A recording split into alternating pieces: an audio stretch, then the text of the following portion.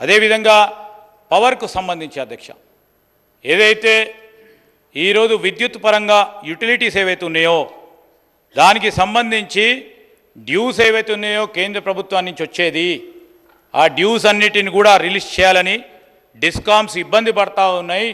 ఆ డిస్కామ్స్కి సంబంధించి మీరు డ్యూస్ రిలీజ్ చేయకుంటే అతి కష్టంగా డిస్కామ్స్ ఈరోజు డిస్ట్రిబ్యూషన్ కంపెనీస్ పరంగా మరి రాబోయే కాలంలో ఇబ్బంది పడే ప్రమాదం ఉందని మరి అనేక సందర్భాల్లో కూడా చేయటం జరిగింది అధ్యక్ష.